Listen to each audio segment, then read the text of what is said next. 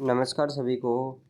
आज मंगलवार 23 जून 2026 में को अखबारों से खबर में आपको स्वागत है।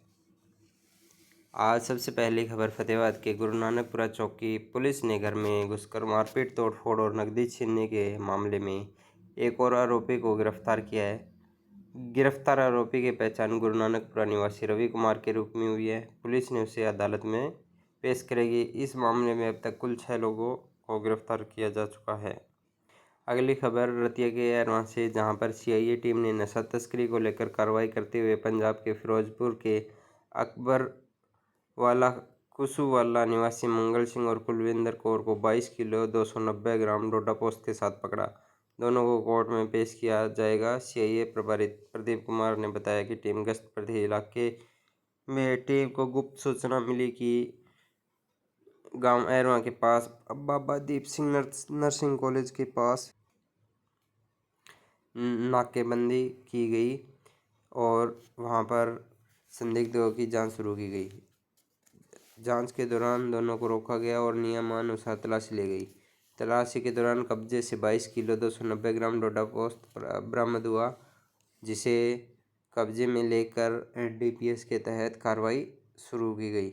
वहीं दूसरी ओर गांव हमजापुर क्षेत्र की, जहां पर पंजाब के फिरोजपुर के महमूदवाला निवासी सोना सिंह को 12 किलो 140 ग्राम डोडा चूरा पोस्त के साथ पकड़ा गया है। प्रदीप कुमार ने बताया कि गुप्त सूचना मिली है कि सोना सिंह चूरा पोस्त लेकर हमजापुर में मौजूद है, जिसे टीम ने काबू कर लिया। अगर आप लोग भी अपने वाहनों पर, जैसे कि बाइक, मोटरसाइकिल या गाड़ी में किसी को अपने साथ लेकर अनजान व्यक्ति को बिठाते हो तो कृपया इस मामले को लेकर चौकन्ने जरूर रहें। अगली खबर डबवाड़ी से, जहां पर पुलिस ने रविवार को 2 अलग-अलग कार्रवाई में बड़ी सफलता प्राप्त की है। पुलिस चौकी गोरियावाला और चौकी देसुजा पुलिस ने 48.890 ग्राम अफीम व 6.160 ग्राम हेरोइन बरामद की है। 2 आरोपियों को गिरफ्तार किया है। वहीं अफीम तस्करी मामले में मुख्य सप्लायर को भी तुरंत कार्रवाई करते हुए काबू कर लिया है। पुलिस प्रवक्ता ने बताया कि चौकी गोरीवाला प्रभारी एएसआई जगपाल सिंह की टीम ने गश्त के दौरान गांव रामपुरा बिश्नोईयान से रत्ताखेड़ा रोड पर आरोपी विक्रम को 48.890 ग्राम अफीम सहित गिरफ्तार किया है। आरोपी के खिलाफ थाना सदर डबवाड़ी में एनडीपीएस एक्ट के तहत मामला दर्ज कर लिया गया। दूसरी कार्रवाई में चौकी देसुजा प्रभारी एएसआई जयवीर सिंह की टीम ने गांव देसुजा क्षेत्र में दबिश देकर आरोपी लखवीर सिंह को 6.160 ग्राम हेरोइन सहित काबू किया। इसके खिलाफ एनडीपीएस एक्ट के तहत मामला दर्ज कर जांच शुरू कर दी। अगली खबर कुला जाखड़ मार्ग पर गांव म्योद के पास हुए दर्दनाक सड़क हादसे के बाद सोमवार को दोनों मृतकों के शव गांव पहुंचे तो माहौल पूरी तरह गमगीन हो गया। घर में मातम पसरा और स्वजन की चीख पुकार सुनकर आसपास लोग भी आंखों नम हो गई। रविवार देर शाम हुए हादसे में गांव शक्करपुरा निवासी 16 वर्षीय जसनदीप और डाणी लांबा निवासी 30 वर्षीय संजू की मौत हो गई। गांव शक्करपुरा में जसनदीप का शव पहुंचते ही परिवार बेसुध हो गया। हाल ही में 10वीं पास कर 11वीं में दाखिला लेने वाले जसनदीप के परिवार में बड़ी उम्मीदें थी। मजदूरी कर परिवार चलाने वाले पिता और बड़े भाई को विश्वास था कि बेटा पढ़ लिख कर नौकरी करेगा और परिवार की आर्थिक स्थिति सुधरेगी। ग्रामीणों के अनुसार परिवार अभी जसनदीप की दादी की मौत के गम से बाहर नहीं निकल पाया। करीब 10 दिन पहले दादी का भोग डाला गया था और अब जवान बेटी की मौत पूरे परिवार को तोड़ दिया।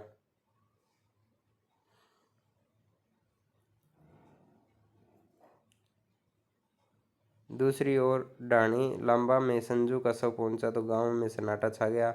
मेहनत मजदूरी कर परिवार चलाने वाला संजू अपने पीछे पत्नी व 2 छोटे बच्चों को छोड़ गया। उसका 5 वर्षीय बेटा और 7 वर्षीय बेटी अब पिता के साय से वंचित हो गए। स्वजन के अनुसार संजू परिवार का मुख्य सहारा था। उसकी मौत के बाद पति पत्नी बार बार बच्चों को सीने से लगाकर बिलखती रही। वृद्ध माता पिता की हालत भी काफ़ी खराब रही। अगली खबर, वैश्विक बाजार में बढ़त और रुपए की गिरावट से सोमवार को कीमती धातुओं की कीमतों में सुधार हुआ। 4 दिन की गिरावट के बाद सोना 1700 रुपये बढ़कर 1,52,300 रुपये प्रति 10 ग्राम पर बंद हुआ। चांदी भी 48 रुपये बढ़कर 2,45,500 रुपये प्रति किलोग्राम हो गई। अगली खबर,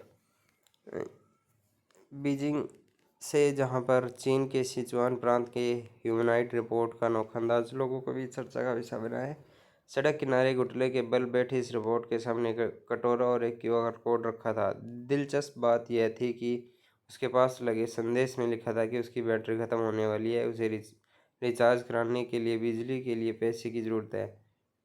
डेली मेल की रिपोर्ट के मुताबिक यह रोबोट चीन की रोबोटिक्स कंपनी यूनिटरी रोबोटिक्स के G1 मॉडल जैसा दिखाई देता है। राइगरों ने इस अनोखे नज़ारे को अपने मोबाइल में कैद कर लिया, जिसके बाद वीडियो इंटरनेट मीडिया पर तेज़ी से वायरल हो गया। कई यूजर ने मजाक करते हुए लिखा कि अब भीख मांगने का काम भी रिपोर्ट करने लगे हैं। फिलीपींस के एक हाई स्कूल में सोमवार को 2 छात्रों ने गोलीबारी की, जिसमें 3 छात्रों की मौत हो गई और 7 अन्य घायल हो गए।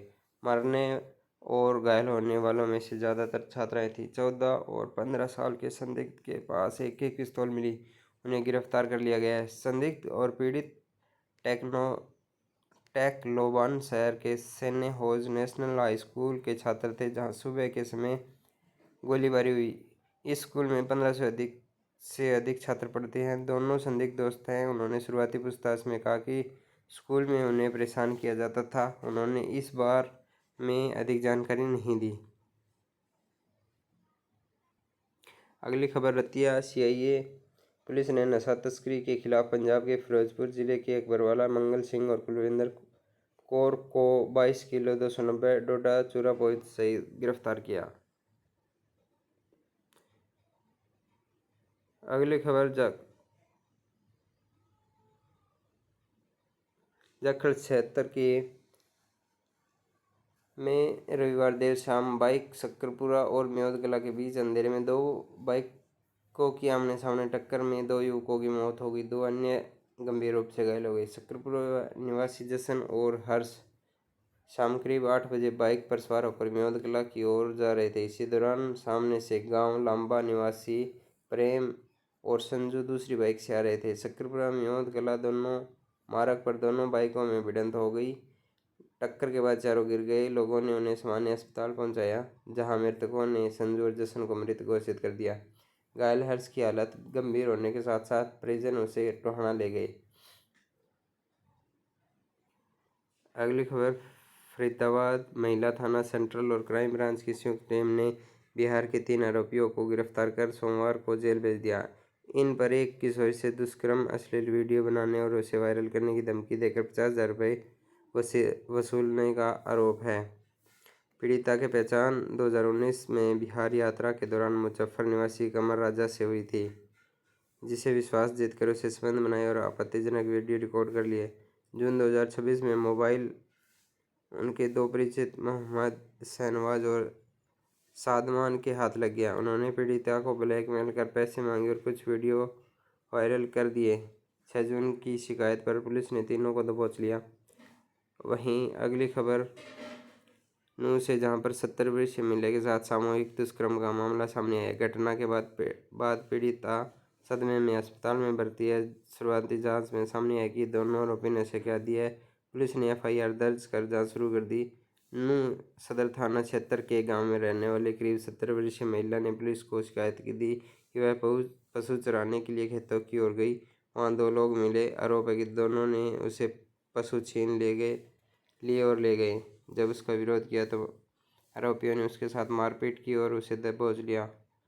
दोनों ने उसके साथ दुष्कर्म भी किया। अगली खबर, नई दिल्ली, जहां से ऑपरेशन सिंदूर और पाकिस्तान पर कहर बरपाने वाली भारत की सुपरसोनिक क्रूज मिसाइल ब्रह्मोस के खरीदार बढ़ रहे हैं। न्यूज एजेंसी रॉयटर्स का दावा किया कि संयुक्त अरब अमीरात ब्रह्मोस और एयर डिफेंस सिस्टम आकाश तीर खरीदने के लिए भारत से बातचीत कर रहा है। न्यूज एजेंसियों ने इस मामले से जुड़े सूत्रों और वरिष्ठ अधिकारियों के हवाले से बताया कि मध्य पूर्व में चल रहे युद्ध के बीच यूए ने खुद अधिकार खरीदने में रुचि दिखाई है। अगली खबर भारत और पाकिस्तान को लेकर, जहां पर हॉकी का मैच होगा, जहां पे ओलंपिक चैंपियन नीदरलैंड पर 3-2 की जीत के बाद भारतीय पुरुष hockey team FIH pro league के लंदन लेग में मंगलवार को चिर प्रतिद्वंदी पाकिस्तान से भिड़ेगी। नीदरलैंड के अलावा भारत ने हाल में ही वर्ल्ड चैंपियन जर्मनी को भी 3-1 से हराया।